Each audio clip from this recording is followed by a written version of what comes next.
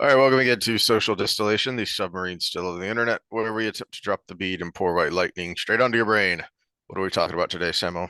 Well, we needed some white lightning for this one because we're going to continue our conversation. We kind of teased some of them, what we're being affectionately labeled the woke right versus woke left conversation, specifically the arguments between, uh, I guess, more conservative commentators and people who kind of shifted that way over the last several years, but now are kind of like, whoa, pump the brakes a little bit. So like James Lindsay is and Konstantin Kisin and all of those people. So we give a little insight into that conversation. I think it's one of those things that there's just too much too much heat in the kitchen right now. That's actually the name of this podcast, right? Social distillation.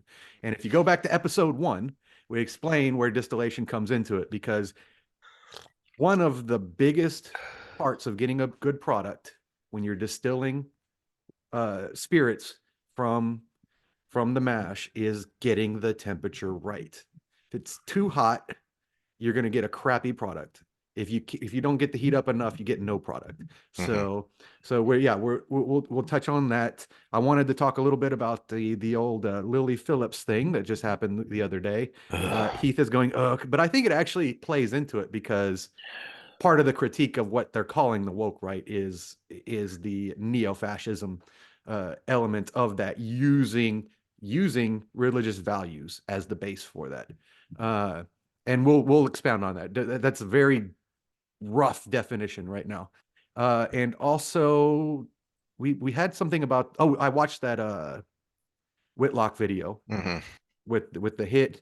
I think all of these things kind of connect a little bit, but we might talk a little bit about sportsmanship, football, and rules and how they play into everything, and actually social values around that.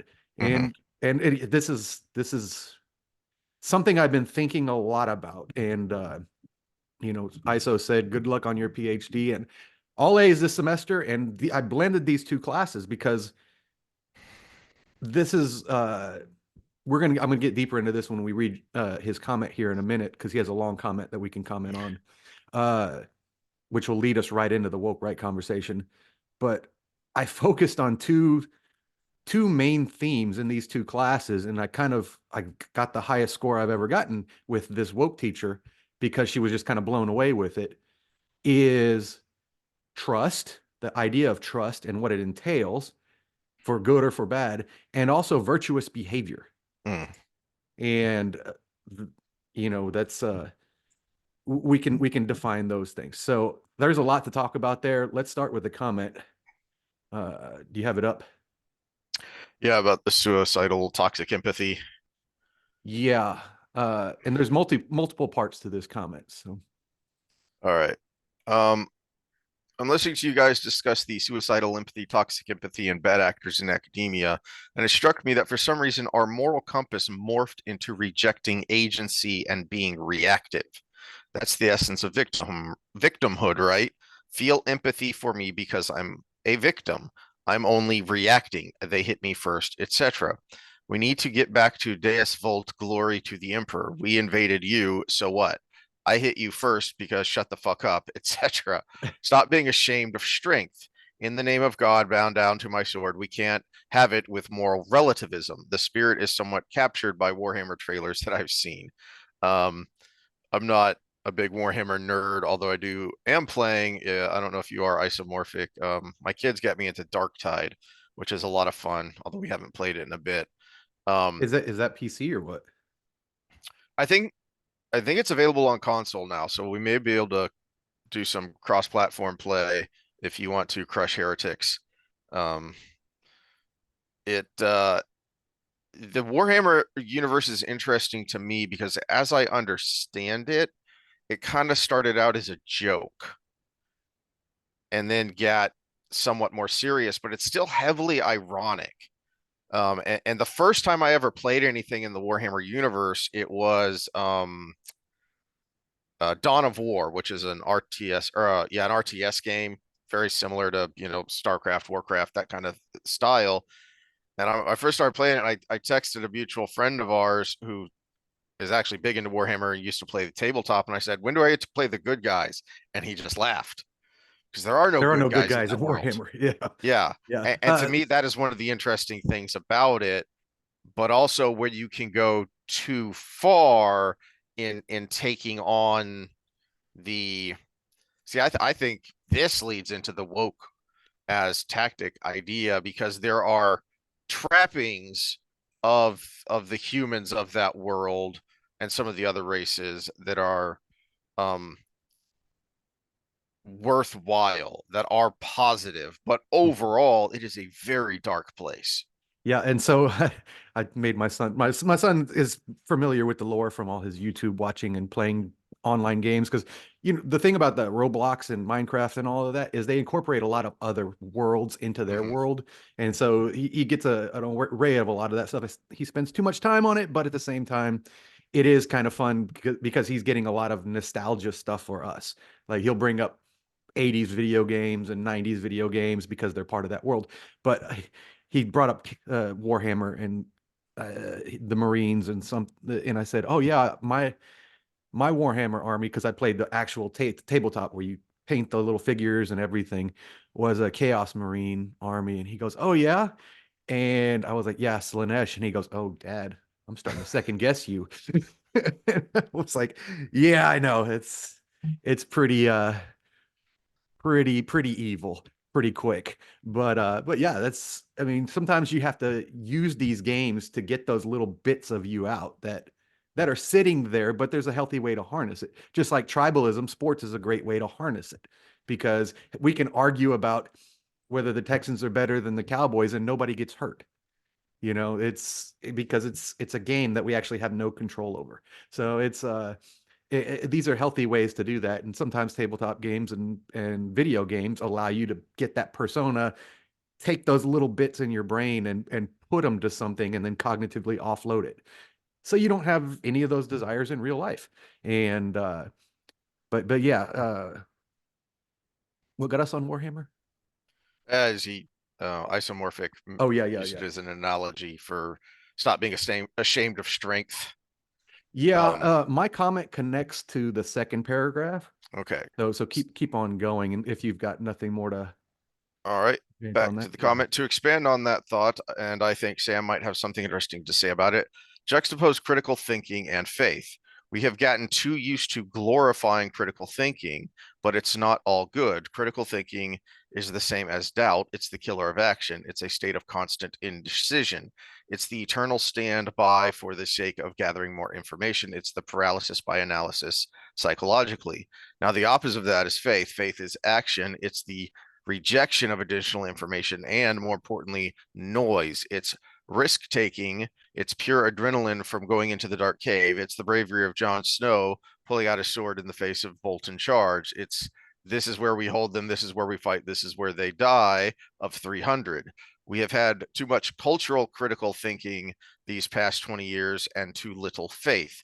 This is the tangible benefit of faith that goes beyond the condescending view of fooling the dumb people into having morality that humanists grudgingly grant religion. It's the rush of adrenaline before embarking on risk, and it's reasonable. It's an evolutionary advantage that we shouldn't discard. And back to glory to the emperor. Okay, so there's a lot to unpack here. Uh, this is going to sound cheesy and cliche, but the answer to that is there needs to be a balance, Mhm. right?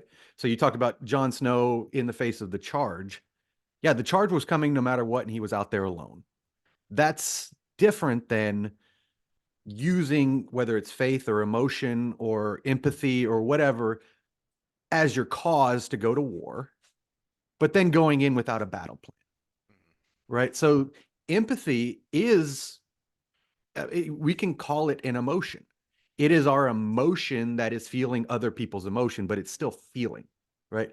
Our theory of mind analyzes the situation. We realize someone's sad, so we feel the sadness. That's how empathy works. But if you just react to the sadness, you're going to just sit there and cry and do nothing because you feel sad. So now you have to critically think, why is this person sad and is there a way I can help them? And that's where the disconnect is. So yes, you can't take everything from first principles from the beginning, problem is here. We're going to do this and da, da, da, da, da, da, da, da. But if you never use the critical thinking, then you're just going to sit there and bask in the emotion. It's not going. So we do need a balance, and some people are stronger in one area than another. People who are uh, weaker in critical thinking are more likely to be pulled into faith-based ideologies. So the midwits are the ones in charge of this critical social justice, right? Because they're not smart enough to be the critical thinker themselves. And if you You don't, you brought up last time the health administrator versus the actual doctor. oh, and this is something that came up with Lindsay as we were transitioning to the woke conversation. He talked about the use of these ideologies, and this is what his fear is with the new movements going is it's not to be the one in charge. It's to be the one like the third rung down that influences everything, which is HR departments. And so that's why they were such a perfect place to put the ideology in Hmm. because they controlled it, all the hiring and firing. So you just hire the people that agree with you and you fire the people that don't, and you end up with a hegemony of thought, right? Hmm. So it's so yeah, there's we have to have this balance between, okay, I felt the emotion and it motivated me. The emotion is the motivation. Now I have to use my prefrontal cortex to take a step back, dig into my memory banks. When have I experienced this before? What did it look like? How did we get through it? Is that useful information? And so yes, it is an extra step, but it is not quite paralyzing. People who lack the emotion get paralyzed by it. So as long as you have the driver pushing you forward, but not blinding you, you can end up in the moral high ground. The problem is people get blinded by the emotion, or they try to push out the emotion 100%. So yeah, there are the two sides to that. But yeah, war is necessary sometimes, right? I don't know about what emperor you're talking about, but sometimes somebody needs to lead you into battle. But also, I would love to know that that person has a battle plan Well, when we see, lead in the battle. I think I see what you're saying, isomorphic, but I have to reject the premise because I don't think we've been critically thinking. I think that's the problem. See, to me, No, critical we th have. we as a culture have Yeah. not. And when I think when I say critical thinking and when I try and think critically, what I mean by that is thinking beyond the first order. Mhm. Okay. So we are very shallow. We think we are critical thinkers, but we are actually very shallow thinkers. Okay. We never questioned beyond. We never say, okay, yeah, but, or is that true? Because we just take what we are given. This is what allows the past several years of technocratic authoritarianism, because our critical thinking only goes so far as, well, this person is an expert, trust the experts. That is both bad faith and bad critical thinking. Mhm. Well, but here's the other part. Let's look at the word critique, right? English is a complicated language, but words matter, right? Mhm. The root word of critical thinking is critique, right? And to your comment about the ego and one of the seven major virtues, one of the parts of that is curiosity. Curiosity is a virtuous trait, and there is humility in curiosity because you have to reject your initial thought to be curious in the first place. You have to expose yourself to being wrong on things or learning something new. If you learn something new, that means you have to unlearn something that or reject a premise that you might have originally had, right? So curiosity is probably one of my strongest traits, which you're correct. It does paralyze you to some degree, which is because I end up down rabbit holes trying to satisfy my curiosity and not being productive at times, which is why I need someone like Heath to keep pushing me forward and drive me to say, hey, give me a give me a little direction sometimes. But curiosity is ultimately humble in its nature. And critique means you have to critique the ideal itself.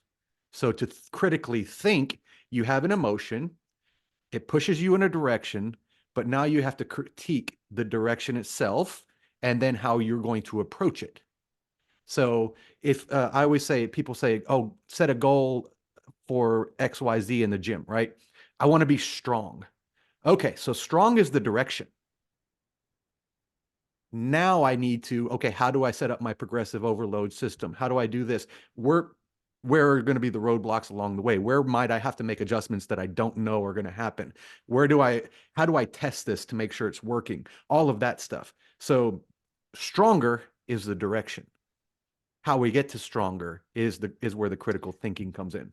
I, And I like emotion is the direction. I like what isomorphic has to say about the connection though, or the idea of what faith taken out of a necessarily theological context. I like his construction there, and I think that Mhm. that lends to your analogy then, because this is what I was meaning about not being critical thinkers. Because if we were critical thinkers, then you would be able to justify and explain your faith. You can justify and explain your process in the gym beforehand so that when you get into the gym, you're not worried, you're not overthinking, you're just doing. Well, here's one a secular example of that from experience. I stepped into the ring with a kickboxing champion in a mixed martial arts fight. You have to have the faith that you can win, or why the fuck do it, right? Mm-hmm, mm-hmm. I had faith that I could win. And what was that faith based on? Some of it was based on bias for myself. Some of it was based on realizing that I trained hard. Some of it was based on, you know, the fact that I know I could take a hit, and my style was to go ahead and just take the hit and take them down. So, there's faith in all of those arguments. There's a little evidence to support that faith, but there's still an unknown outcome. Because to tell you the truth, that guy kicked me harder than I've ever been kicked in my entire life. And my faith was tested for a second. But that's part of it, right? This is the Job story. Your faith is tested, but you still persevere, right? And uh, and so, yeah, that's a secular example of that. If you never have any kind of faith, you're never going to do anything. So, I think, you know, I think what isomorphic is kind of accidentally, purposely highlighted is um the reason modern everything sucks is because there has been a very purposeful and effective destruction of anything objective. And so we ah, even those of us who are believers, we have fallen into the trap of, well, yeah, but technically my belief is subjective. No, it's not. I can objectively explain why I believe what I believe and why what I believe is the best way of living. I can give you all of that with object. Now, whether or not you agree or whether you think, yeah, but I don't find that convincing, because we are still having an objective argument. When mhm. when you go back and you watch our Sunday school episodes and you watch us, I mean, heck, last week or the week before, going back and forth on these subjects, we are both giving objective arguments. The fact that we disagree doesn't mean what we're saying is subjective. It means we have evaluated the facts differently. Mhm. Well, and I think even in our outlook on life, is a little differing here, and that's where some of the conflict comes in. Conflict used in the Mm-hmm. broader sense, uh, because I don't believe I have the best way of living life. That's why I'm constantly curious about how to live life, because I think I still have, I think Socrates is misquoted when he says, "What I know is I know nothing." I think it's actually loosely translated as, "What I know is that I have a lot to learn." And yeah, I got this from one of my mentors early on. 50% of what I know is wrong. I just don't know which 50%. Right.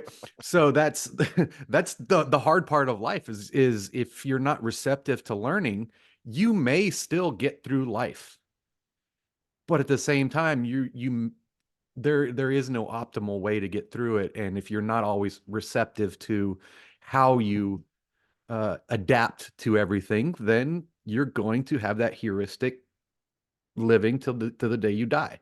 It may cause your death, or it may help you stay alive. Who knows? But if you're constantly curious, curiosity is a great tool. And I think you have a lot of curiosity, ISO, because you're here, first of all.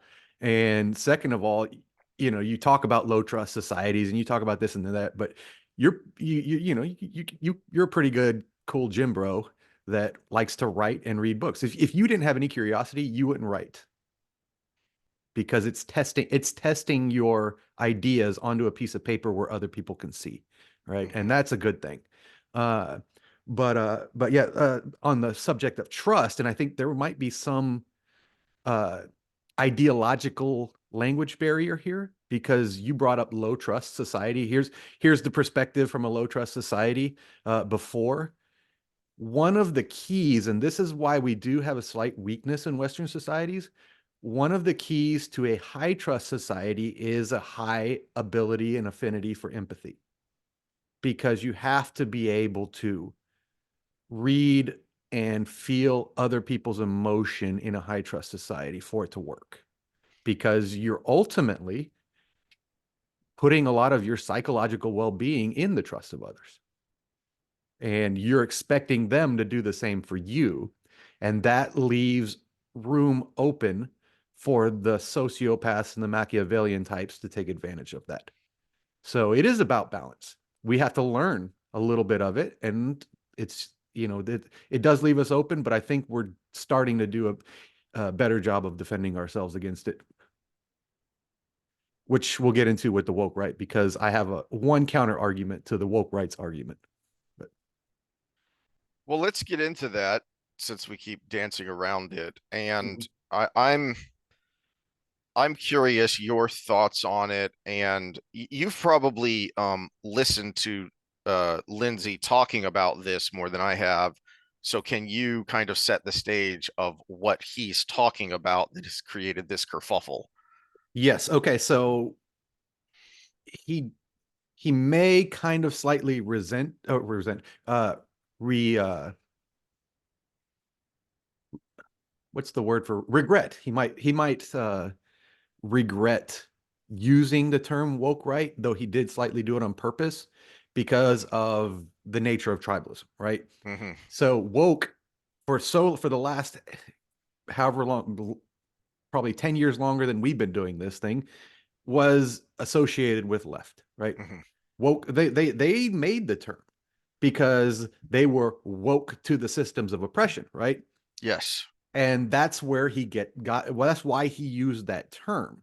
He used the term woke because we have a bunch of people on the right side of the aisle that are talking about systems of oppression towards them.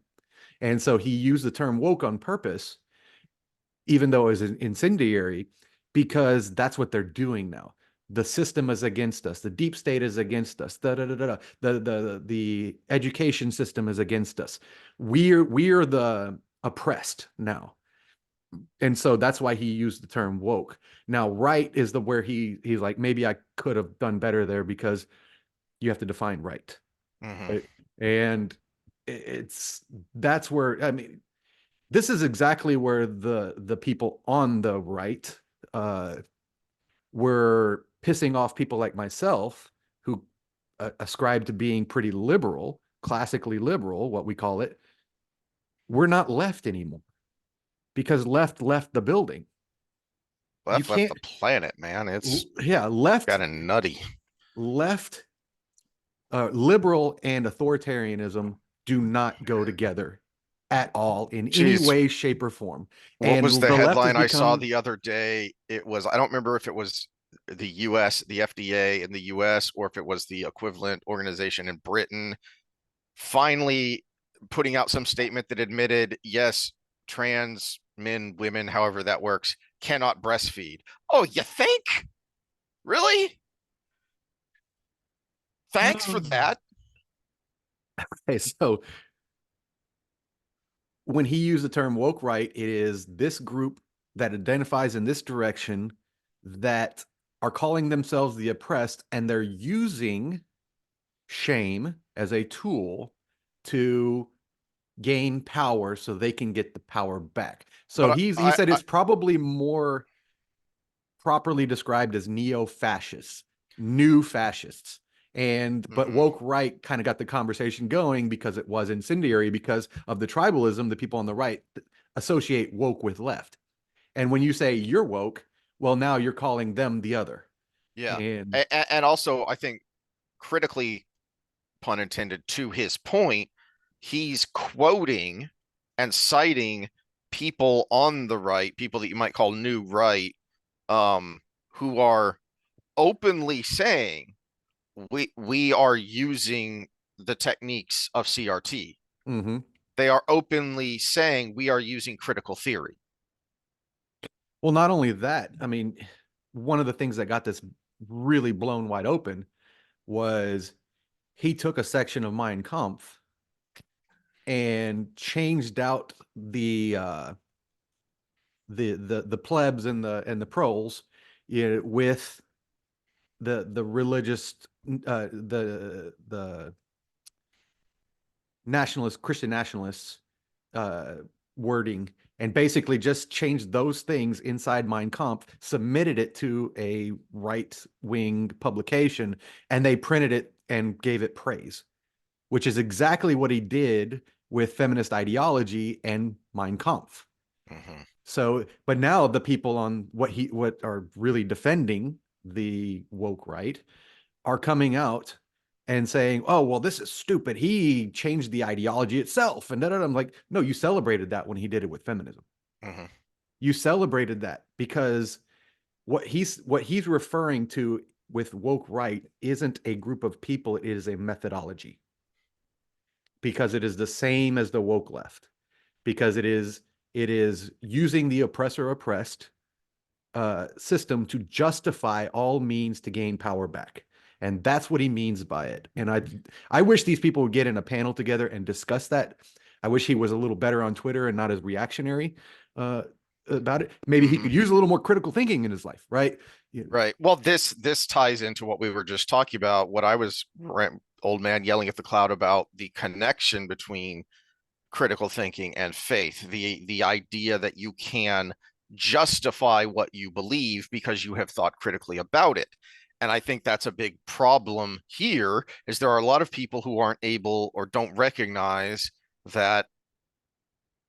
So in this aspect, he is 100% correct, and especially the traditional right should recognize this, that yeah, certain techniques are evil. What the woke crowd uses, what CRT, what critical theory really is it's just a repackaging of traditional radical Marxist techniques. Marxism wasn't just an ideology, it was a practical application for achieving political power. That is why the founders of BLM Inc. bragged that they were trained Marxists, and that's why that was important. Because one of the many stupid things I saw on X when I that made me go, "What are people talking about here? What is going on?" was, and I've seen it before because this came up in 2015, 2016 with the rise of Trump in the new right. This idea that, well, if the techniques of the enemy work, we should use them. It's just a technique. Okay, well, the example this idiot used was comparing Ukrainian soldiers and Russian soldiers. And so they're just the same, or they're both bad or whatever. And I'm like, okay, first of all, that's a terrible example because most of the Russian soldiers are conscripts who don't want to be there, or foreign mercenaries who are basically slaves because they didn't have a choice when their government sent them there. So that's already a terrible example. But there are other reasons it's a terrible example. But let's not get things messy with the modern politics. I'll go back to the example I used in 2016, which was okay. So what you're saying is that it would have been perfectly fine if the Allies, because they were losing the war for most of the war, so they should have instituted Einsatzgruppen. because that seemed to be a technique that worked. So why didn't Mhm. we do it? Because it was evil. It's Mhm. why to this day people still debate the strategic bombing campaign, because the idea that, well, they started it isn't justification necessarily for why we did it too, Mhm. because there is a strong case to be made that no, the way we did it was evil. Which is Technique where, matters. yeah, which gets us back to humanism, because in most major world religions there is an essence of humanism, except for one, and I'm not going to name it because it will get us canceled. And so realistically they can coexist, and what you have to fight is the authoritarian bend, because the one of the universal truths is power corrupts. And like you said, why not use that power now that we have it? John Lennon, not John Lennon, that was the singer, Lennon, the communist, he famously said, hey, we're going to use the ballot box until we have the guns, and then we Mm-hmm. will use the guns.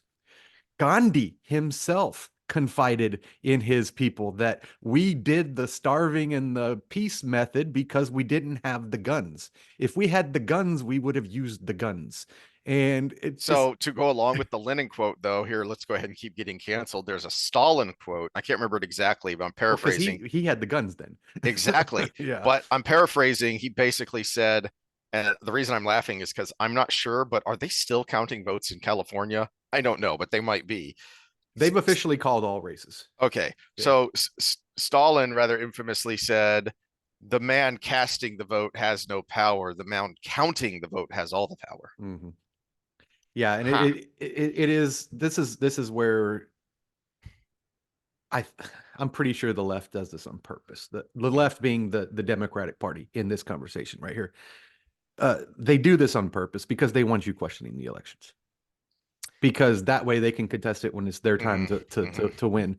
And it just happens to be no surprise that every single district that is still counting and took 3 or 4 weeks to have a result ended up skewing in a certain direction. I think this is Alinsky right here. This Mm-hmm. is this is Alinsky stuff, because they want all the people on the right questioning it so they can use the election denier thing I to wish push Trump them had back. pointed that out in this interview that he did. He finally did an interview with the corporate media. I think she Mhm. was a CBS journalist. Yeah, And when which is the enemy territory. CBS is the worst of the worst of them. oh yeah, Yeah. when Yeah. she asked, this is one of the, I haven't watched the whole thing yet, but one of the clips I saw was her saying, "Do you still believe 2020 was stolen? Well, then why didn't they steal it this time?" And besides, I think it was too big to steal. Okay, that's a Too decent big answer, to but rig. Too big to rig. You too got to big to get the rig. slogan right. But he also should have pointed out, come on, they're still counting votes in California. Now, maybe it's all on the up and up, but doesn't that seem at least the least bit fishy? Just point out what's going on right in front of your face. Anywho, um, back to the woke right. I think another problem, staying in my lane and criticizing the right from the right, I think another problem the right has here when they go all out.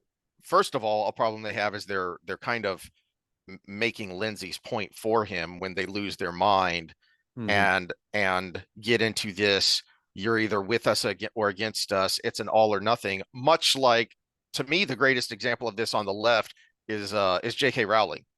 She is a radical feminist. I don't use that term But she's facetiously a or lightly trans or derogatorily, exclusionary one. but not when it comes to one specific part of one specific issue. She's not. She is absolutely not on board with that, and that means she must be destroyed. Well, that's what the right is doing here. To And that's you, that's where he came out and started speaking about it. Yeah, that's why that's what motivated him. Yeah. James Lindsay, for the past several years, has been a very strong ally of the traditional right simply by pointing out how lunatic the left has become. But he was never a conservative. Konstantin Kisin, the guy, one of the guys who did this interview, and he's been talking about it before, and I can't remember the terms, but he mentioned in when they got to the part, you can find they put out the part on the woke right as like a 6 or 7 minute clip, if you just want to watch that part on trigonometry. And I don't remember, he rattled off, I've been using not necessarily this term, but regressive right, or I can't remember the other terms he's used. Um, but same thing with him. He was left leaning or apolitical. He just got shoved into this space because the radical left is so insane. You know, Rubin is another one. Well, Rogan the one is who made another the one. famous meme, Colin Wright, who had the meme that Elon shared and it became famous was the right left, and it was like me and it was over the left, and then it was the right left me, and then the left is over here a little bit, and then it was the right me, and then the left is like sprinting way away, and it was like that's what happened. It wasn't that I went Yeah. right, it was that the left sprinted left. Yes. So first of all, you're proving his point with this radical Right. all or nothing with us against us mentality. And if you are against us, we must destroy you. Not just disagree with you, not call you out, not, even vigorously criticize. No, no, we must destroy you and we must excommunicate you from this group. This group was always a big pavilion, not even a big tent. Okay. Because the radical left has become so left. That is the coalition that Trump has created here. So, first of all, understand that he doesn't come from the same place you do, first of Mhm. all. And secondly, you're proving his point with how unhinged your attacks on him are.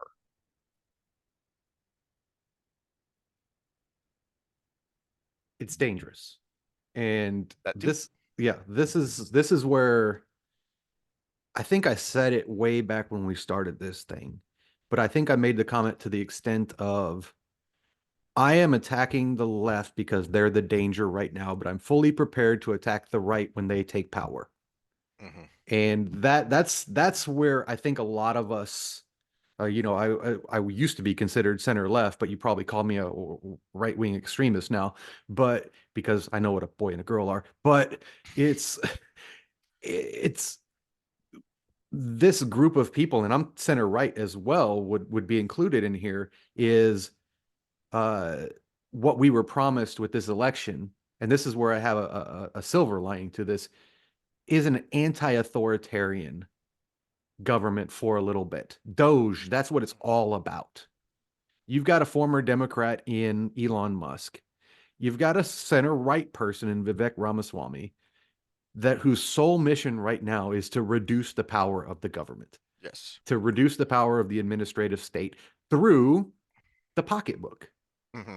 And that's where a lot of real power is, right? And that's what we voted for. We didn't vote for these values over here that we're going to hammer down with an authoritarian sledge.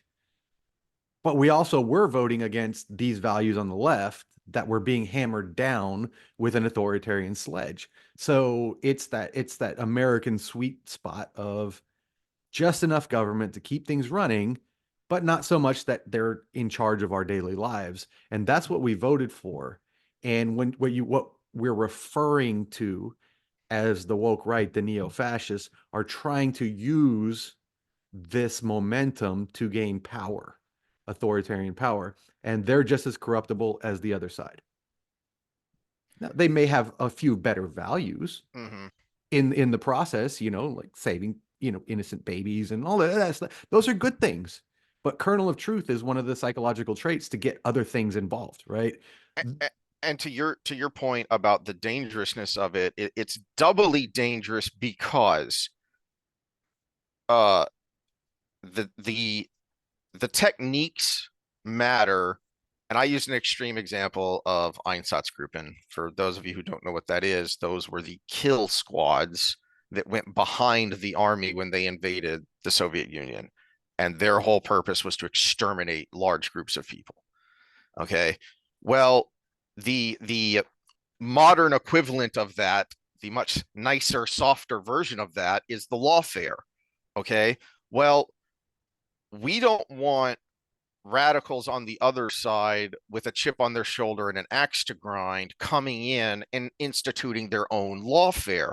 No, no, no, no, no. When we, and I mean us broadly speaking on the more traditional right, but also those in this new coalition like you, when they say these bastards need to be prosecuted, it's not lawfare. It can't be lawfare. And we don't want people in there who are going to make it lawfare. What we mean is, no, there are actual violations of the law here. And we need, and that's why I, you know, was hoping for someone like a Mike Lee or even a DeSantis as AG, because that is someone I trust to be able to, one, have the moral fortitude to not let it become lawfare, but then also have the critical thinking, the faith, if you will, to not let it become lawfare because they have the strength of their convictions, but then also the critical thinking and the ability to explain it to the public of, here is our case against these people. Here are the statutes. Here is the evidence that they broke these statutes. We are going to take it to a jury of their peers. They are going to get the due process they denied. Because think about it's not just that the J6ers, the media, and the government went overboard. They routinely and repeatedly violated the due process rights of these people to institute the lawfare. Mm-hmm. They went judge and jury shopping. They hid evidence. They denied bail where clearly bail should have been granted. They have denied the right to a speedy trial. For crying out loud, these people have been locked up for 4 freaking years. And anyone who has ever pled or been found guilty, none of it has been the crazy insurrectionist type of things that is the propaganda. Almost all of it has been misdemeanor stuff, trespassing, interfering with an official proceeding, that kind of thing. Stealing a lectern. Stealing a lectern. That guy's actually really funny too. So Yes, no surprise that he yeah. made the meme. He's been on Normal World a couple of times. And what's funny is he brags about how, yeah, the part of the deal is I can't profit from this. But that doesn't mean I can't throw memes out there. That doesn't mean I can't, Mhm. walk around. I'm not profiting. If you're profiting, you go, man. I can't, and I'm not. So I love that about him. Yeah. Yeah. So we might have covered that really quickly Go because us. yeah, anybody who's actually having this fight right now, just listen to this conversation because I think we just covered it. Uh, but Yeah. all right, which since we beat that dead horse, we're going to transition to the next part. Speaking of beating it, So, Lily Phillips, if you don't know who that is, Google it right now. Pause and Google it. Uh, I'll give you the long and short. I don't know what the males participating were in their endowment, but I'm sure there was a good mix with this many. She just did 101 guys in 10 hours, and it was made famous because there's a YouTube little documentary on it and everything. And how this connects is judgment, right? Social judgment. And Gad Sad put out a pretty good video on why it's okay to be judgmental sometimes, which it is because we are social animals and we live in a time where we're basically way beyond Dunbar's number and we need things to keep us in check to keep our we talked about empathy earlier, some of our other urges from taking over, which may be not so pro-social or not so adaptive. One female having sex with 101 men in 10 hours is not a very adaptive behavior. also really gross. Yeah, because the best sperm would win, but also rip some shit up. And so it's not a very pro-social or very adaptive behavior. And so Gad was right that we should be judgmental about it. But Yeah, I'm gonna now she's a walking example of what used to be an SNL skit when the doctor comes in and tells Sean Connery, or I don't remember who was playing him. It was the James Bond. Uh, I don't remember which guy did it, but it was the only reason you're alive is because all of your STDs are fighting each other. You I have haven't seen every that STD one. known to man, and even some we've never Oh. discovered before. Well, I would hope Uh, there was a blood test on applicants or something, I think it was that a 90s.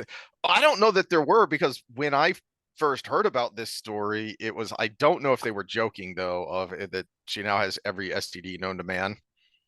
known to 101 men at least. Uh, Yeah. but so She no, has every STD and so does that 101st guy. but the argument around it is has been pretty annoying because there's the woke right talking about how horrible she is, and then there's the woke left talking about the patriarchy and how these men forced her to do this because it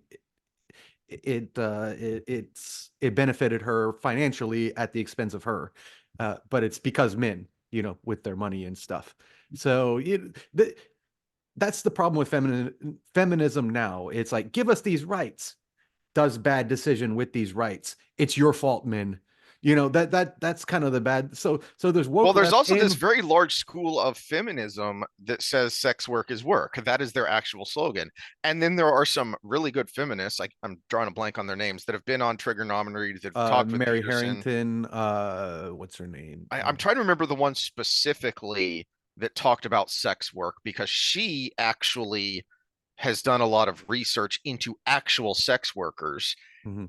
And her point is, no, this is not work. This is gross and it's abusive, it's degrading.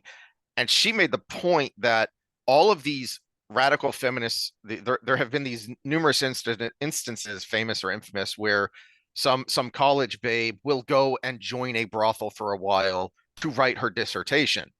And this woman's point was, you're you're a sex tourist. You're not a real sex worker. And then they write these glowing dissertations on how wonderful the sex industry is. And her point is, you're not doing this day to day. You're not doing this because you have to. Mhm. You don't Yeah, know what the hell you're talking about. let's follow up with that train of thought, but on the judgment aspect of it, we as a society should say, you know what, this is not healthy behavior, Uh-huh. right? This is bad from a pathological standpoint, a pathology as far as diseases and spreading diseases, and you're talking to someone who's actually has a very high tolerance for the disgust reaction. I mean, I may have slept with a stripper or two, it's there, but at the same time, how are you guy number 67 in this, and you're just like, I'm going to stick my noodle in this thing that another noodle just came out of, and 65 before that, even with a condom on. Condom only covers so much. There's still all this other area around for the herp to get, and it's, how do you, what is the brain makeup of these guys? This is where someone like Gad was right. He's like, there has to be a certain degree of psychopathy in your brain to say horny now porn star over all the other thoughts around it, including the damage to her psychological state. And then on her side, it's the same thing. It's like, I want to be famous is so important that everything else about it is thrown out. And now she's doubling down because she says this is training for 1,000. And here's Ugh. where I want to come in. There's two things I want to come in before we go to where you were going. Uh, let's first think about the parents. We got to get Freud in here, and then we're going to get Erickson with psychosocial later. So let's look at psychoanalytic theory on this. I don't know a whole lot about Dad. I was trying to research this, and there was very little information on Dad, whether he was around or not. It was kind of implied that he's still in the picture, but I couldn't find a whole lot on that. And I was wondering if there was daddy issues. That was my first thought, right? The second is mom. Mom is financial manager. And so if we combine two things, and I'm hypothesizing now because I have just a little bit of Google search as evidence, but dad rejected daughter in some way where she is seeking attention, and mom is seeking attention through daughter. And I have a feeling that's what childhood was, because you're a parent, I'm a parent. I don't know who else is listening as a parent, but why do kids behave badly? For To get attention. back at their parents for the most part. No, for attention. Well, yes. But then it come there is a level of the thing they are doing for attention is meant to shock or even hurt the parents. Except her mom's her financial manager in this whole OnlyFans empire she's developed. So is she getting back at her mom? Her mom's profiting from it, right? No, You, no, but that is as a dad of a daughter, that is a good way to hurt your dad if you want to hurt your dad. yeah. So we don't know a lot about dad, so we're going to kind of shelf that a little bit. But one of the ways to help a child that's acting out a lot on a psychological scale is actually create mini breaks of giving them attention in a positive way. So they're just playing with their toys or whatever, and you go down and you give them some positive attention because they're doing the right thing and you're rewarding them with attention when they're doing the right thing. Most kids act out because they're ignored by their parents, and any attention is good attention.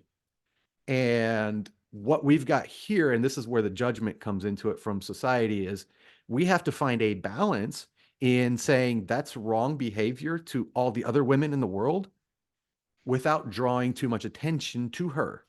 Because right now she's getting the attention because of the people who are like, this is disgusting. And I, the solution to that, people can speculate, put it in the comments. But how do we as a society say bad, not pro-social, Mm-hmm. not very adaptive, but at the same time, not give her the attention she wants from this? If she didn't get the attention from this, she wouldn't be doubling down for 1,000. And I think this is something that developed through her childhood, and this is where she is. So, So I will tell you one thing that you may disagree with because you're a lefty commie horn dog, but I think a rather simple step uh, culturally to this is these age verification laws.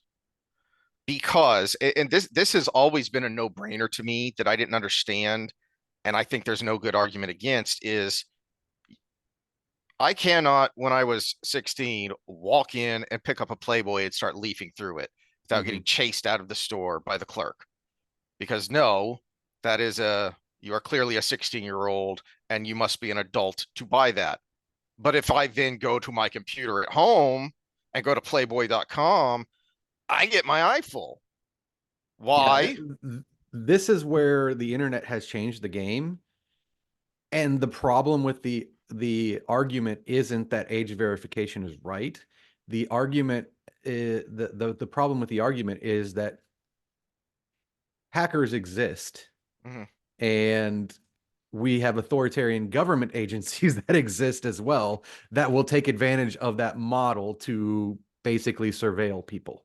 Well, they And already are. But they already my are, but at the same time, yeah, that's the no, I agree with you. Age verification is important. And and not only in the people watching, mhm. but in the videos themselves that are posted, right? So we This have is AI something. now. We have AI put into your Mhm. algorithm in AI. These are markers of an underage person, which is what they're using for the age verification to watch, but they're not using for the age verification to post. No, that's a good point. Just use the same tool in both ways. So yeah, it's the fear of using this against you in another way, Mhm. but it's also the fact that they're not using an even hand in how they use the Th- tool. this even ties back to Isomorphic's comment there because one of my big frustrations with this argument of whether or not we should institute age verification laws of some sort, even again, even the some sort, I'm not even into the details of how that would work yet. Just the idea that it should happen is we are letting the perfect be the enemy of the good. And so chatting with Candace uh Mhm. Candace Horbach, she was Also known on as Evolovia. she's been on Normal World a few times, which is a show I watch every episode of because there's only 3 a week, and Dave Landau makes me laugh because he's So dark. Uh, but she was making this point then and then on another show she does with Michaels about how she doesn't like these, and her main point was because they're pointless because you just put on a VPN. That's not the point. The point is that we as a society have said, no, if you are a child, if you are a minor, you should not be consuming this stuff. You should not have such easy access to it. And I think this ties into this icky stuff because she's not that special. I'm sorry, honey, you're not special. There was a washed up 40-year-old porn star who did this 2 decades ago. Mm-hmm.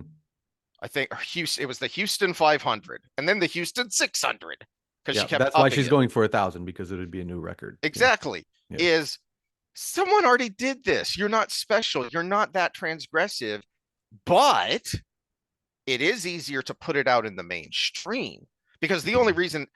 So I forgot to mention when a while back when I brought up the Spanish green energy crap, one of the reasons I did it wasn't just because it fit as an analogy for what we were talking about, but as a point that, look, if I say something and I don't necessarily cite a source, you can be pretty sure I know what the hell I'm talking about because I'm a giant dork when it comes to this stuff and I remember this stuff.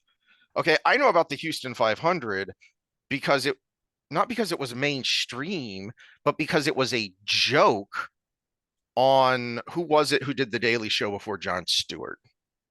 I actually liked him better. Before Um, John, I thought John Stewart invented it, and then someone else no, came no, no, in, no. There were and two then guys before then.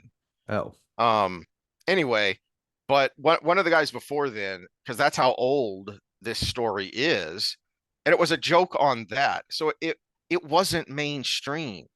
It was on a joke news show making fun of something that was happening in the adult film industry. So my point was, yes, this was happening, but it was contained in this bubble over here. So if you wanted to know about it, you had to go to that space. mm. It's like why we have red light districts because no, no, all right, fine, you can do that, but it happens over here. And Oh the my rest of us goodness, in polite society are going to stay over here. I was newly engaged when I went down the red light district, so there was a little bit of that, honeymoon era defense, but in America here, our whores don't have two teeth and that kind of stuff. I walked down, I looked in those windows. I'm like, these girls are hot. Honey, you got any euros on you that we can use? No, no, it was nice. No, so here's where my judgment lies. Uh, these 101 men, 10 hours. That's 600 minutes.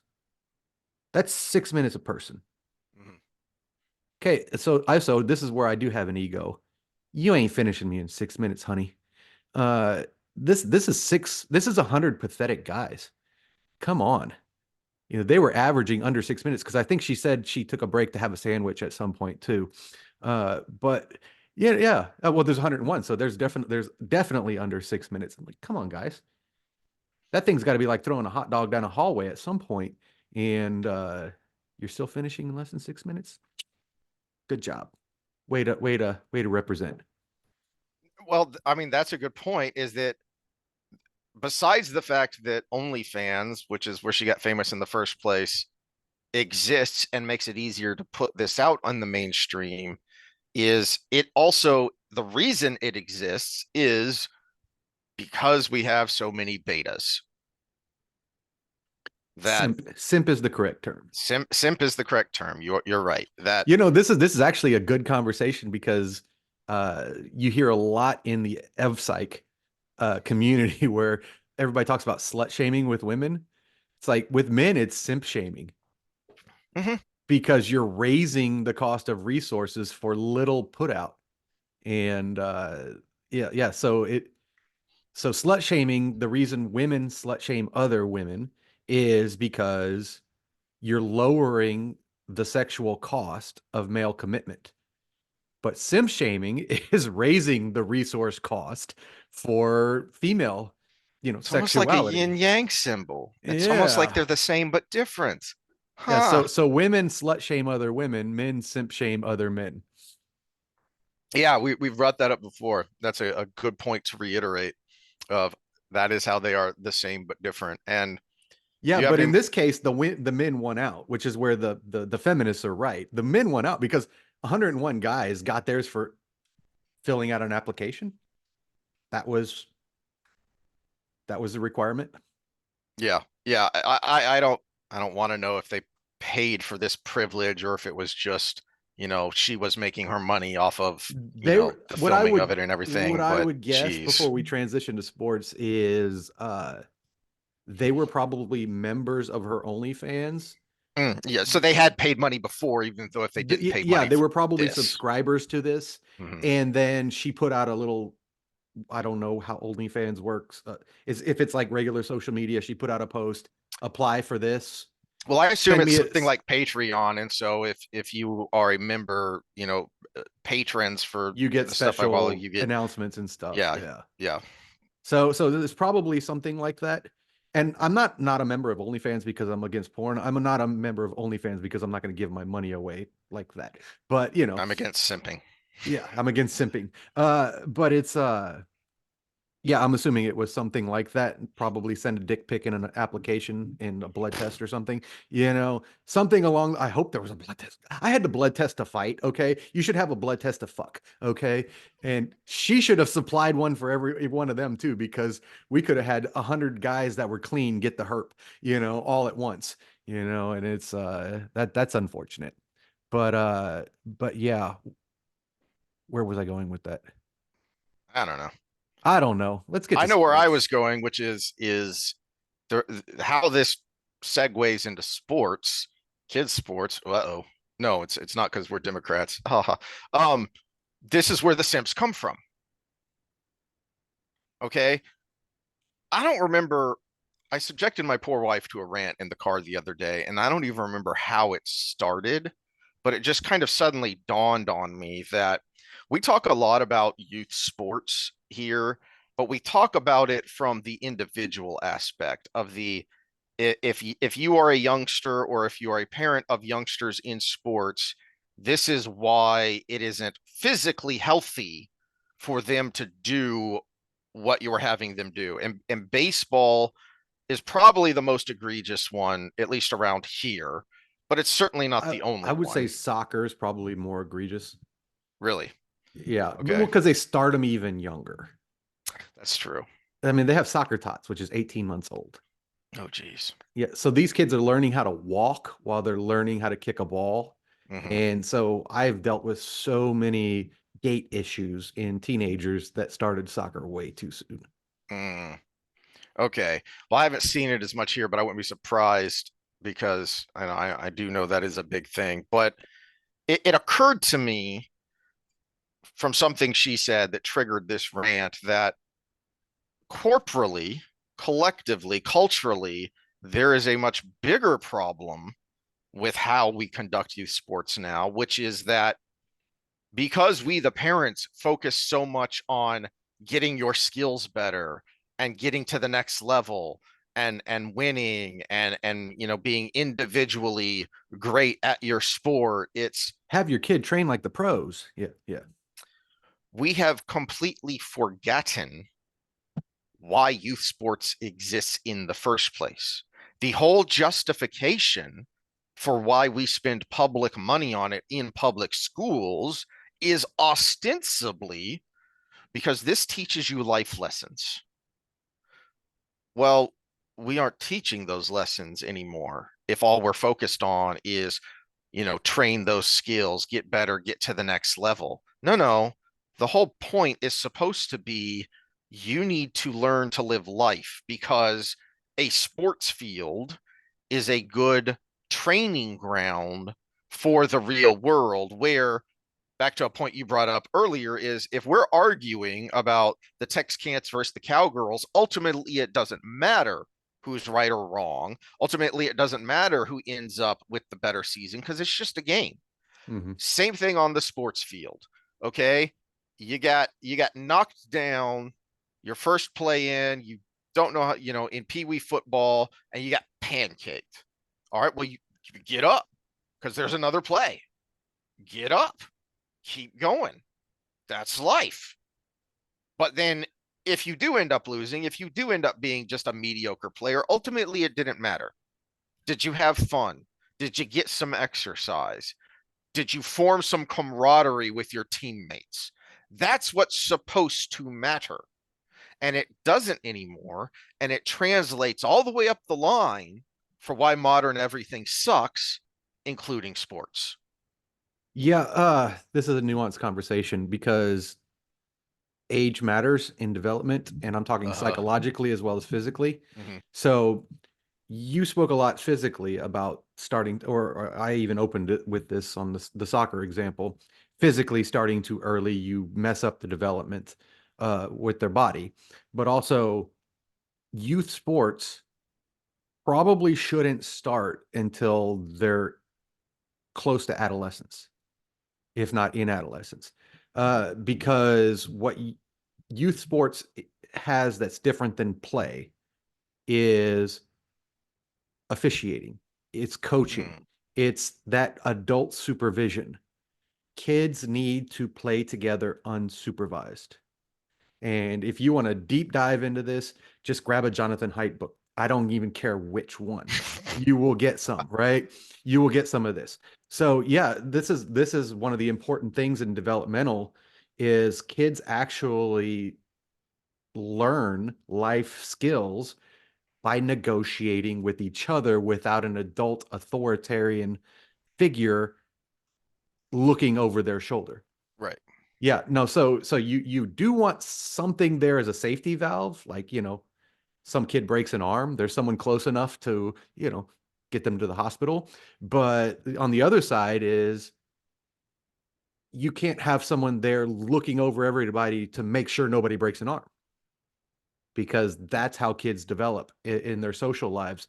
And that's why we have kids in college now that run to the teacher and to the provost and everything anytime something that makes them uncomfortable is presented to them, because they have no skill to negotiate for themselves.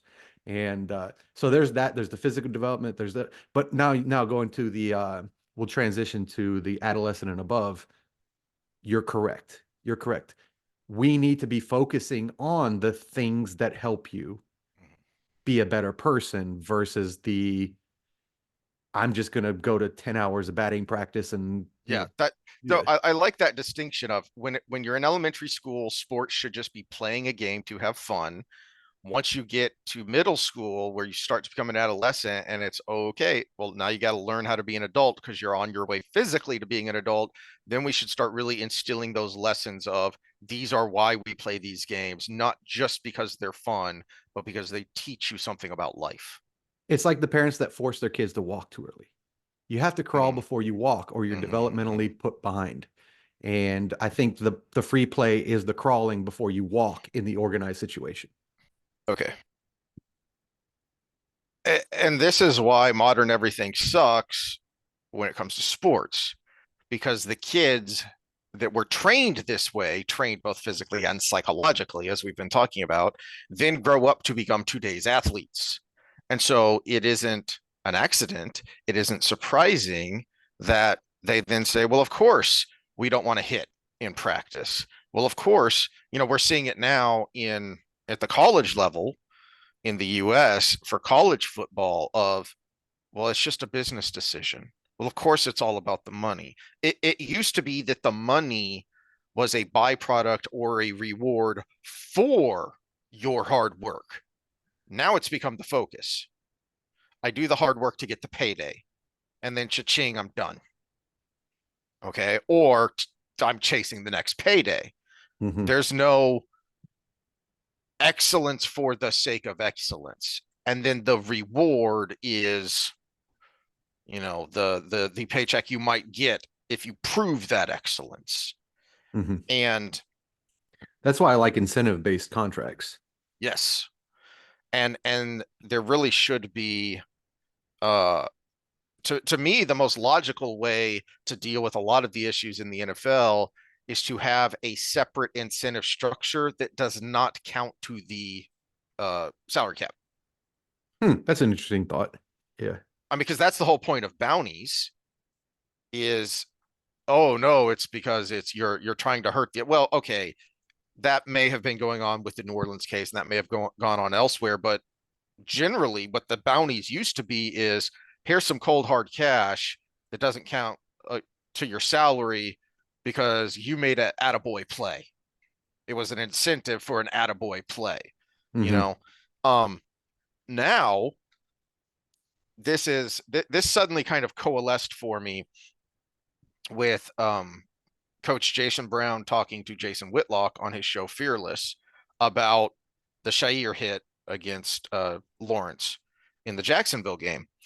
And yeah, Shair might be a really bad example, a really bad illustration of this point because he does. I called Well, him a goon, I thought and it I was did that on interesting that purpose. this guy actually coached perfect as well. So he Right. kind of So, gave his own argument away as yep, soon as he yep. said that. Yeah. But this is a guy who knows his stuff. I haven't watched the series, but if you have seen the series Last Chance U on Netflix, this is the coach from that university where a lot of kids went as kind of their last chance at getting into a big Division 1 program because this guy is kind of the quarterback whisperer. And he is a former quarterback and he coaches a lot of quarterbacks. And he makes a good point about how, look, the quarterback still puts on pads, he still plays the game. Why do we treat him so differently? And this all kind of coalesced because I'd heard somebody say, and I wish I could remember who, talking about um, baseball and some of the dumb changes that are annoying that Major League Baseball has instituted, and specifically about the pitch clock. The pitch clock didn't change the nature of the game, it just sped up the game. But you're not changing what baseball is fundamentally. The pitcher still has the pitch, the hitter still has to hit. You're just saying, hurry up. Now, I would argue that they did do that with this stupid runner starts on second thing that they now do if you get into extra innings. That does change the nature of the game. But the point being, it dawned on me, oh, that's why I'm so bored with football now, because they have changed the nature of the game with all of these defensive rules. And this isn't just old man ranting at the clouds. No, this does matter. This does connect because it used to be understood there are no solutions, there are only trade offs. And the trade off for playing this game that you get enjoyment out of, that you might make a career out of and get a good payday for, the trade off is it's a violent game. These are modern day gladiators. Yes, we put on pads to give some degree of protection, but as poor Overshone found out because I drafted him in my fantasy football team, and now he has torn both his ACL, not both ACL, MCL, and PCL, all torn Yeah. I don't know because if, some guy rolled up on him sideways. yeah, It's a did you violent texted game. me on that and I was like that's definitely at least an ACL. Yeah, and then I found out a couple days later. Oh, he tore all three of the big ones. Ouch. That's Hmm. my fault. And that's it's late in the year, so that's going to be a long recovery too. He may not even be able to be fully ready the start of Oh no, no, yeah, the he's season. because that's the same as Nick Chubb, and he just came back halfway through this year, and he Hmm. was injured at the beginning of the year Yeah, last year. but it used to be understood it's a violent game, and to some, that's why we played the game. Who was it? TJ Moe, who's a former Mizzou tight end, and he played for the Patriots for a little bit, and he's another commentator on Whitlock's show. And as he put it, defensive end, a position invented so that psychopaths would have a productive outlet in society.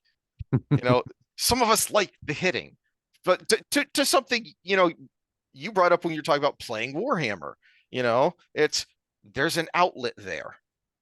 There's an outlet Hmm. and you get all that out on the football field and then you hug it out after the game. You know, you're fighting. That guy kicked you harder than you've ever been kicked in your life. And then when the match is over, you bump fists, you hug it out at the end because it's over. It's time to go back to real life now, Well, right? yeah, We're no yeah. longer beating the crap out of each other. I brought up fighting the kickboxing champion. He tapped. I ran to my corner, high fived everybody, and ran right back to him and gave him a big fucking hug. and we had some beers later. Mhm. That's how it works. Yep. Well, now, um, it's not an accident that have you seen Cam Newton lately? No. So I've seen clips of him on his podcast. Dude looks like a well-to-do lady on her way to the Kentucky Derby. That's how he dresses now. And he was always a bit eccentric, but now he's just straight up effeminate and weird. I don't think it's an accident that these are the people playing the game and the game has suffered. Hmm. But then also the people running the game are also feeding into this toxic femininity that has corrupted our male spaces in society. So one thing when you brought this up as a topic, I went looking for was how many personal foul calls have been made Mm, since we started having female officials, and there's right now I couldn't find a way to figure that out because mm, everything is listed by crew, and the crews that have pretty much every crew has a female official in it now. So you can't parse it out because you're just looking at the whole crew and you don't know what the individual contribution to that was. And because I was curious if there were more personal fouls called now that females are calling the penalties. So that one we will have to say undiscovered as of now, unless someone has a source that I couldn't find.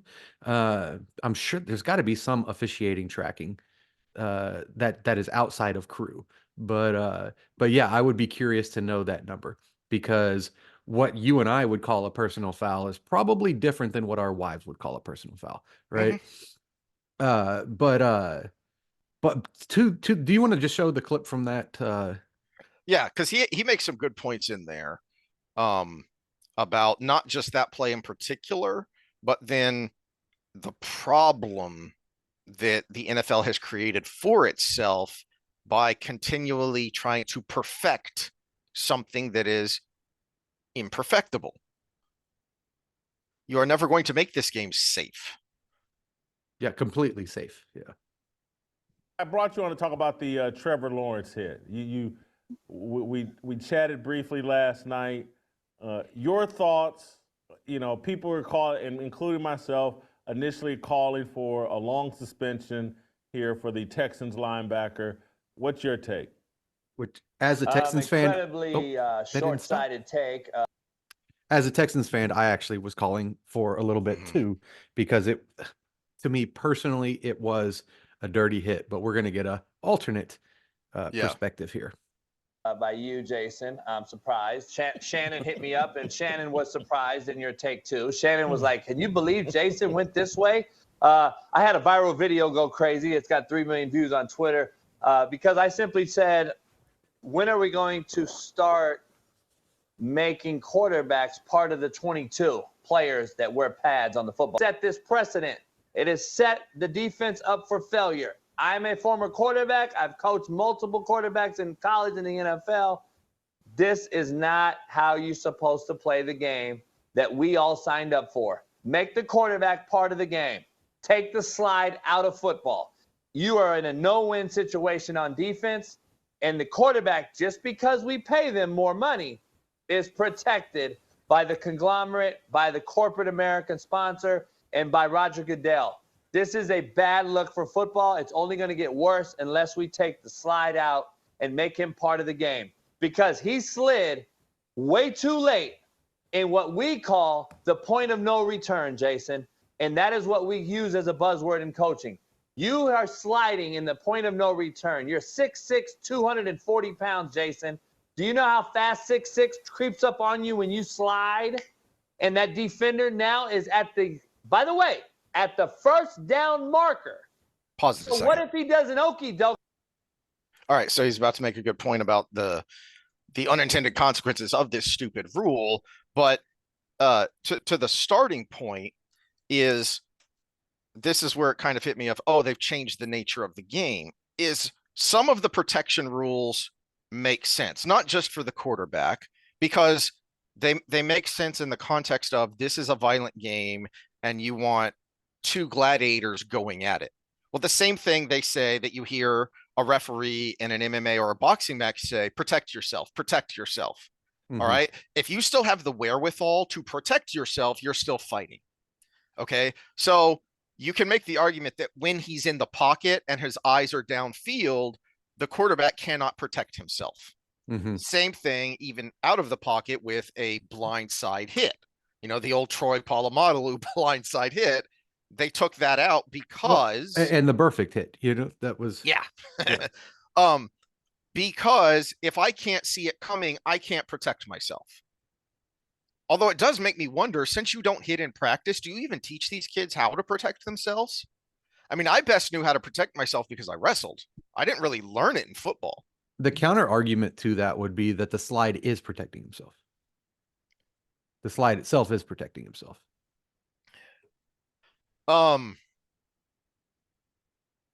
But that's the point he's getting at here, which is that you can already give yourself up. You can already go down. A running back or a wide receiver who looks like he's about to get pancaked, he can tuck in and just drop to the ground, and he's protecting himself.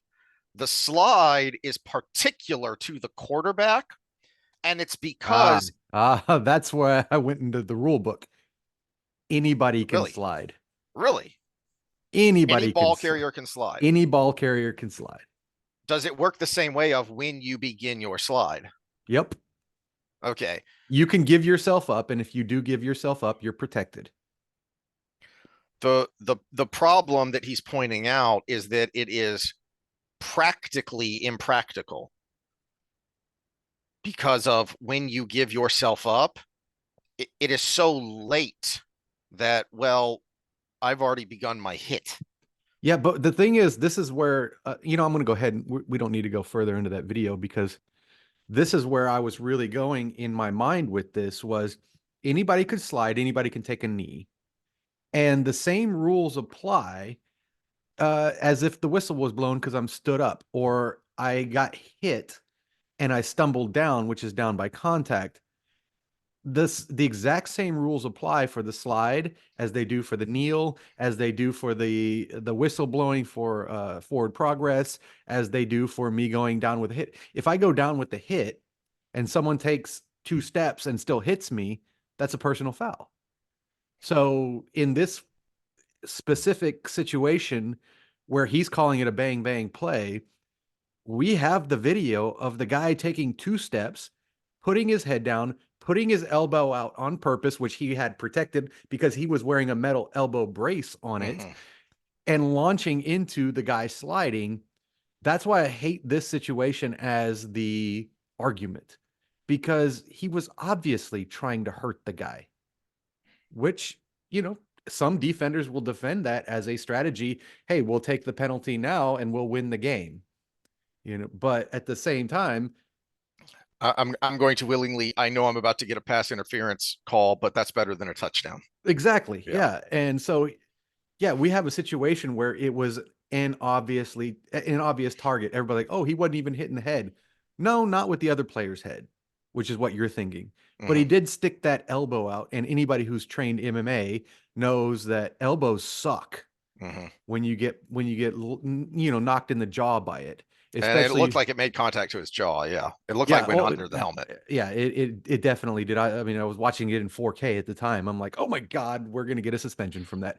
That was in real time. And then you see the replays and everybody's like, oh, you could see it in slow-mo. That's easy to see. The refs can't see it. You know, no, you saw that one in real time. He was sliding. He was going down. And then all of a sudden this body comes flying in with his elbow out and knocks him out. I was like, yep, this is over. Well, yeah.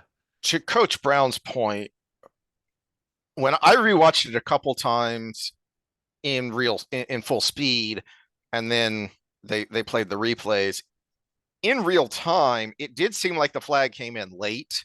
It seemed like the ref wasn't sure about it until they saw the reaction from Lawrence, and the reaction from Lawrence and how bad he looked like he was hurt. To me, that's what pulled the flag is, oh, you hurt that guy, I have to throw a flag.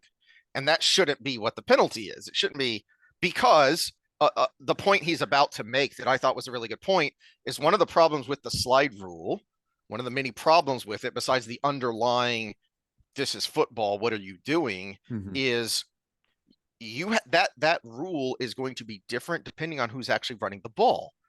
Okay, so Lawrence is running the ball here. All right. And so he slides and he gets that elbow to the chin. Well, if it was Mahomes, there's a good chance that's going to be a rope-a-dope juke and he's going to try and go around you. Yeah. If that's Allen, the old fake slide. Yeah.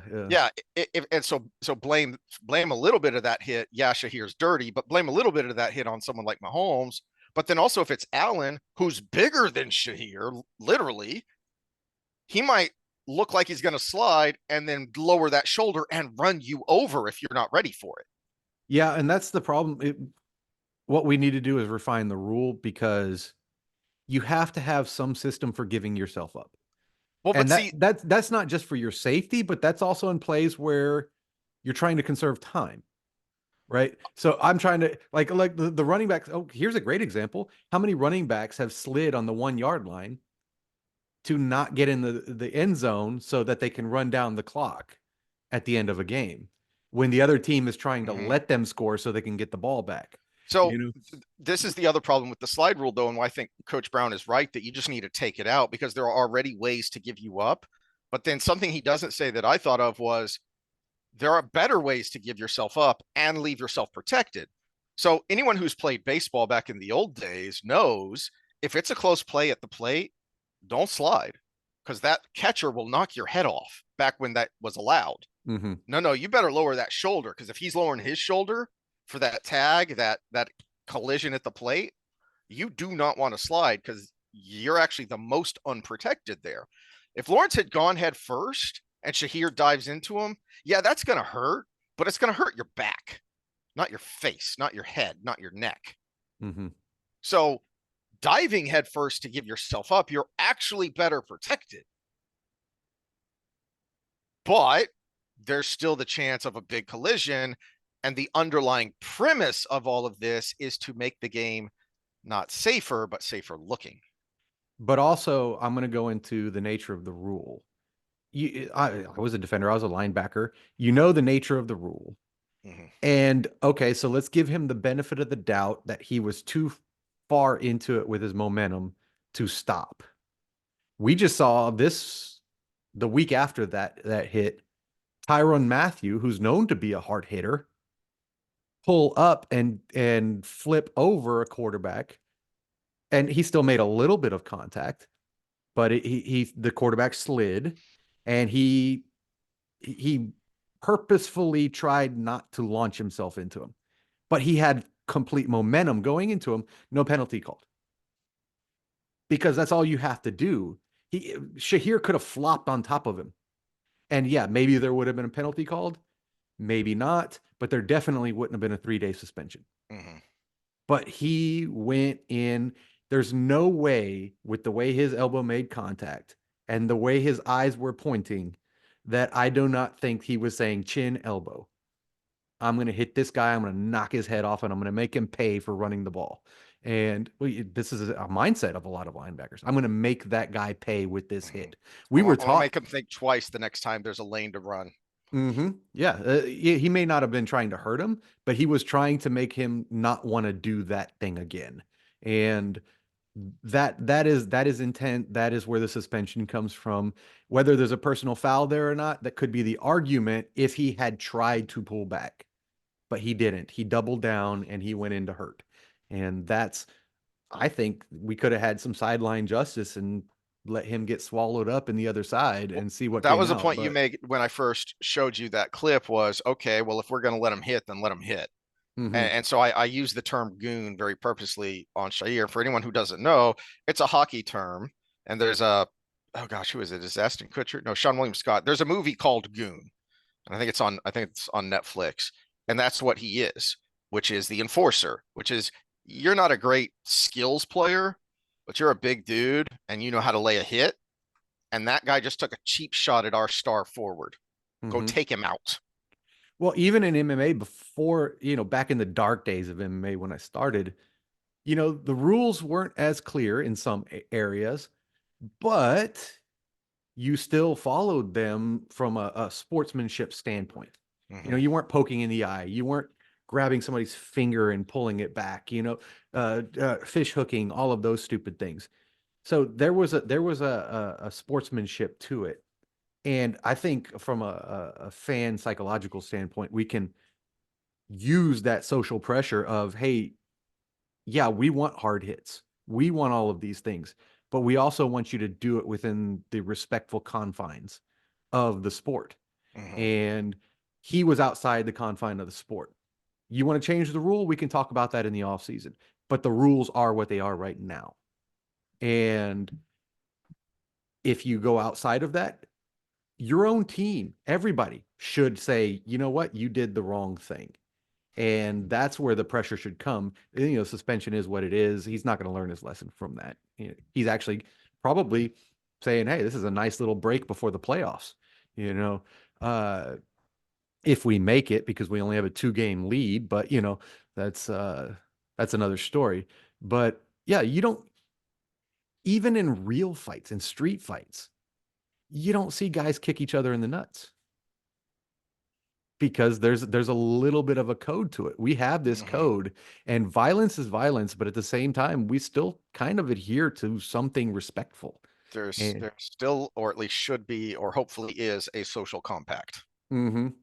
And I think that's the difference here, because yes, when I get upset when I see a stupid flag is when somebody played by the rules and it was a violent hit and they get penalized for it. They lead with the shoulder on a receiver in his chest when he's trying to catch the ball. That's perfectly legal, but then they'll still call the penalty because it looks bad. Like you said, Yes. they look at the result of the play and it looks bad, so they call the penalty. That's when I get upset. If he leads with the crown of his helmet into the receiver's chin, you know what? We made that rule for a reason. Yeah. Yeah. And that is my big problem with these rules, is that, I really don't think if Lawrence had jumped right up and gotten in Shahir's face of, you ain't nothing, I didn't feel that, and they started jawing each other, I don't think a flag's thrown there, because it seemed to me so bang bang that there seemed to be some hesitation on the referee's part until Lawrence did the Tua thing, because he got that forearm shiver to the jaw, and that's going to make your nerves go. And so he did kind of the Tua thing, not as bad as when Tua did it, but similar reaction. Two possible things there that could give the ref a benefit of the doubt. I have to watch the ref specifically. Did he misgrab his flag or something, Yeah. trying to pull it, or was he trying to watch other things about the play before he grabbed his flag? But there's also the other benefit of the doubt you could give the ref is I didn't have a clear view of where that elbow was going, but this guy's obviously got a head injury. So something hit him in the head, and that might have been the case too. That's my problem with the rules, and where this is a worldview problem, because it's like the frickin' TSA. Countless stories since 9/11 have showed that the TSA is a joke. It doesn't actually make us safer.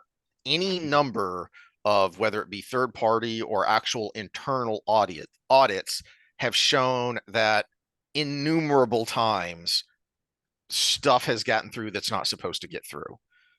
Whether it was an actual customer who was trying to, or was too stupid and didn't know, or they will do these dry runs of, here's something that you should either catch on the x-ray or a dog should sniff or whatever, and we're going to try and see if we can smuggle it through, and we did. But we can't get rid of it because it makes certain people feel better, and there is an underlying fallacy of perfectibility underneath it. And that's the real problem here, is that there is a worldview that says humanity is perfectible. And that worldview is wrong. Yeah. And in fact, I think in that discussion that we played a clip from, they talked about how the slide rule actually causes a false sense of comfort in the person sliding, so they're actually in a state where they're less protected. And so if somebody comes in with a late hit like Shahir did, it's more damaging than it would have been had it been a normal hit. And yeah, there is that is actually that I thought was the best argument, Yes. taking the slide rule out, because if you're going in and you're going to be hit no matter what, you're going to protect yourself differently than just laying out.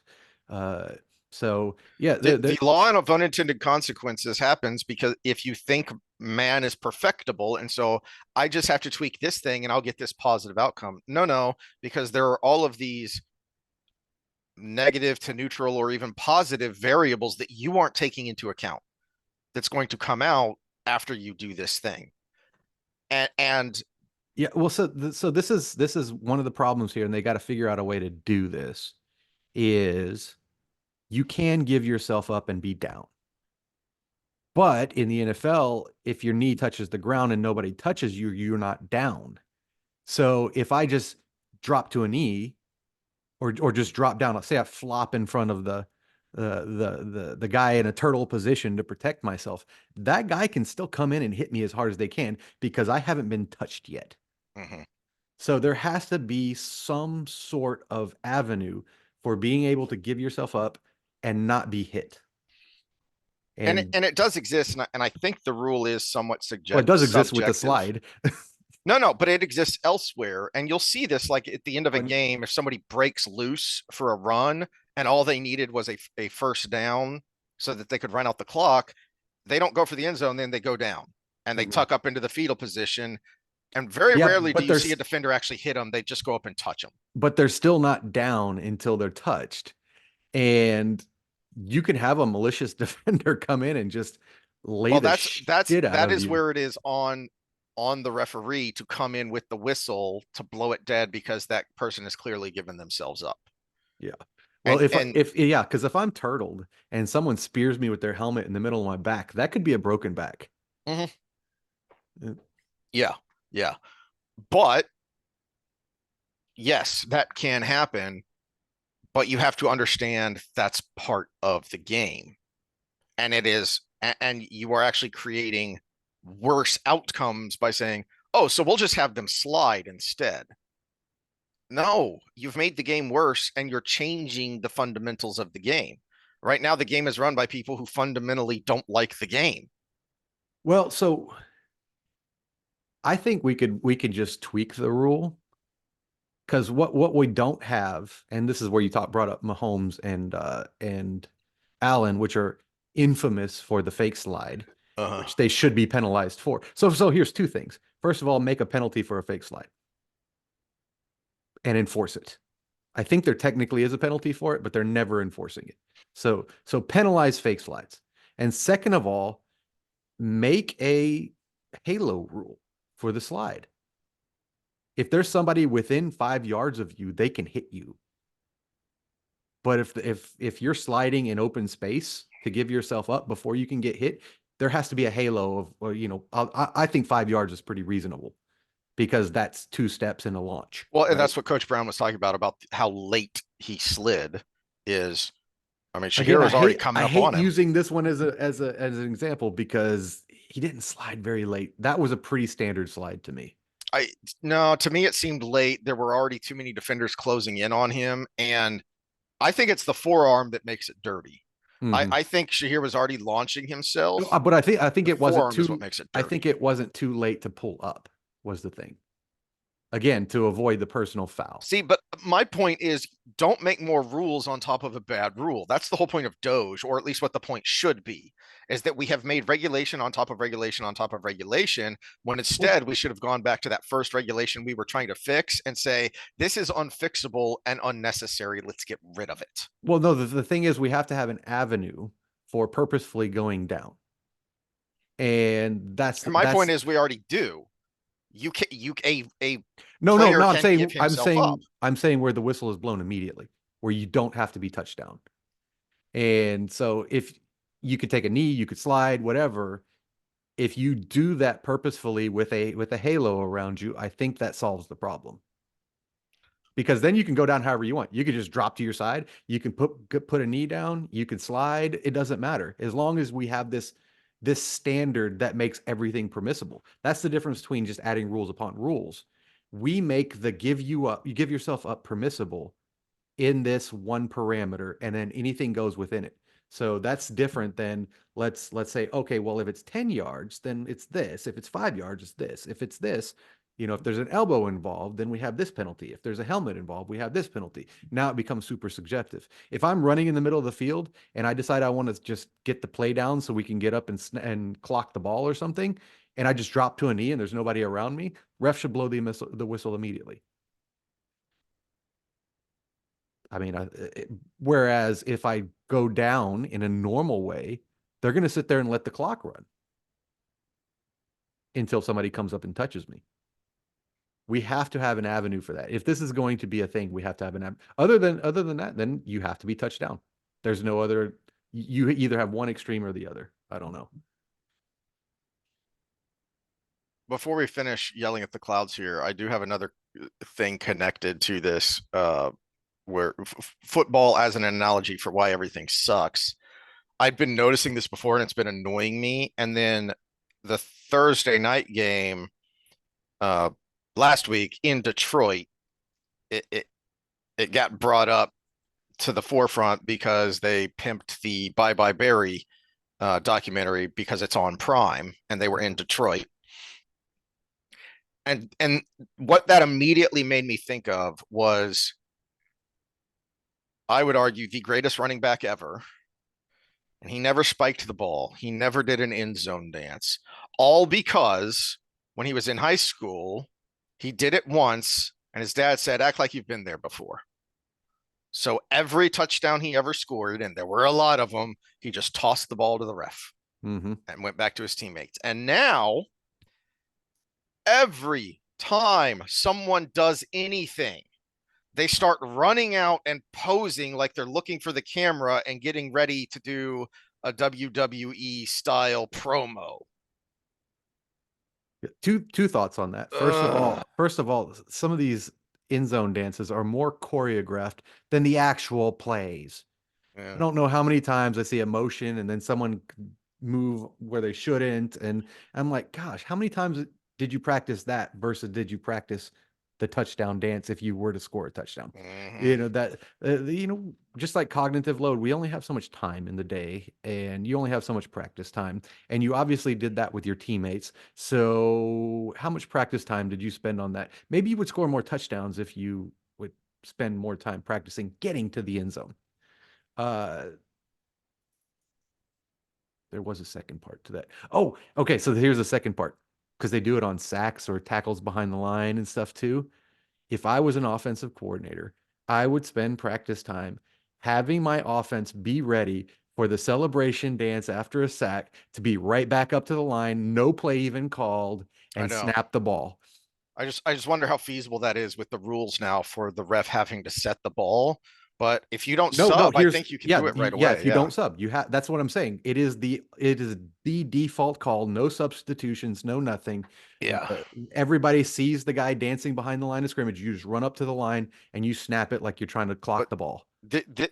To me, this is how this connects with where we started here of we have corrupted our youth, and now those youth are adults who aren't adults. They're just boys who could shave, and you see it in this kind of thing. It used to be, if you got a big play, you would get hyped up and you would celebrate with your team. Now you're stepping out into the middle of nowhere looking for the camera, trying to pose and have the spotlight. You're an ass, and you have forgotten or were never taught what the point of these games are.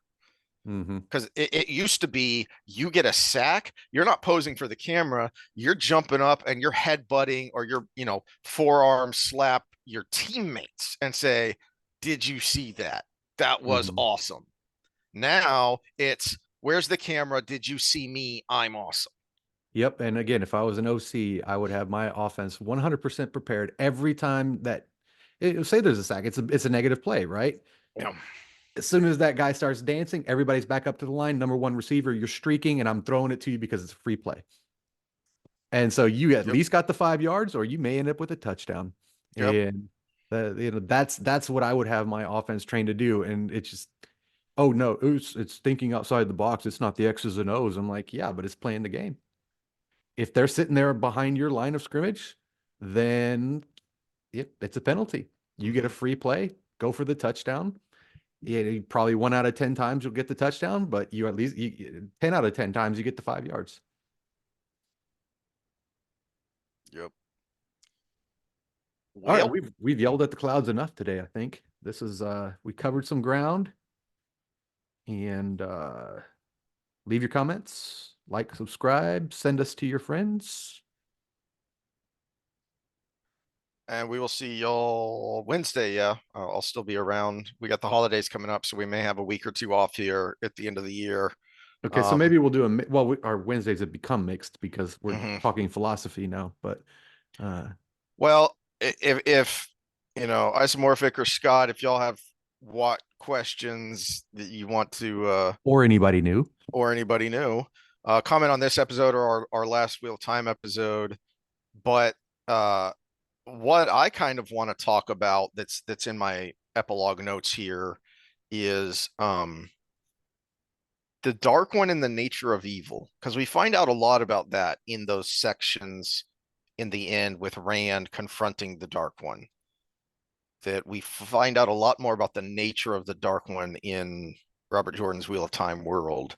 But I think there's a lot of relevance to the real world, the modern world, and guys like Peterson and Douglas Murray have talked about this a lot, about the nature of evil and what that means for humans who do evil.